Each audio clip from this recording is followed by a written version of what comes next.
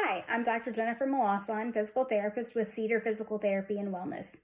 Today, I'm going to be talking to you about how your scar might be connected to a different ache or pain that you're experiencing. You might be thinking, what on earth does my scar have to do with my back pain right now?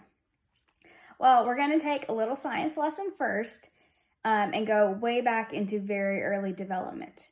When the fetus is only 3 cell layers thick, the brain and your skin derive from the same layer called the ectoderm, or that outermost layer.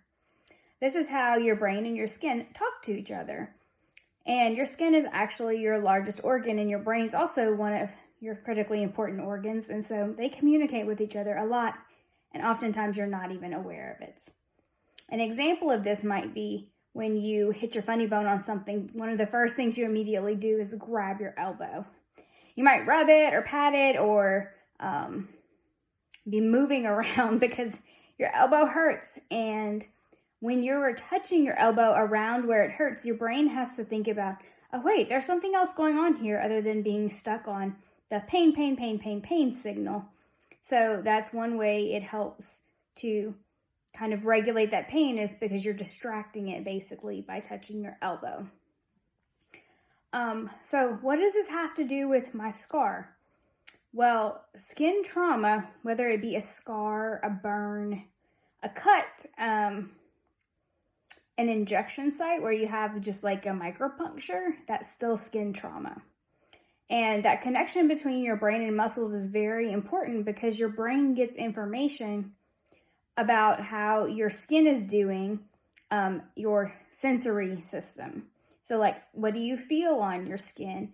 Where is there pressure? Where is there a light touch, etc.? And it then processes that information to decide, okay, this is how I'm going to allow the muscles to move. Well, when we have trauma or changes to those receptors in your skin, the brain no longer can process the same information because it's got different incoming information. So it has to use your muscles differently. Over time, this leads to compensation. So your brain is so smart, its first job is to keep you safe, and its second job is to keep you functional and moving.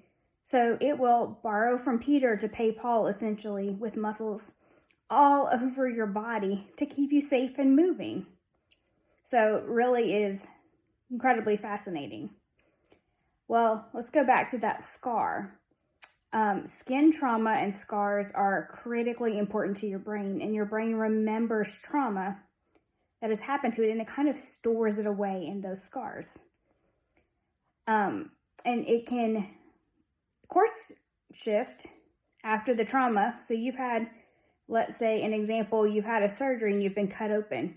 The last thing you feel like doing right after that surgery is turning on all the muscles around that area, and because that'll really hurt.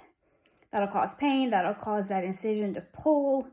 So your brain tells those muscles, hey, don't engage too much right there. We're hurt. We need to protect ourselves. And so you might find another way of doing a task. For example, instead of getting up out of a chair like you normally would, you might scoot your bottom out to the front of the chair and gingerly pick yourself up if you've had surgery on your abdomen versus just leaning forward and standing up initially.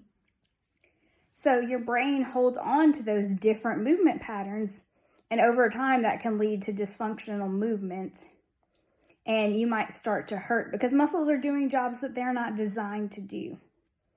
So the really cool thing is that by working on the scar and figuring out where are those muscles that have gotten off course, we can actually course correct and get everything to work together again the way it was originally intended to do.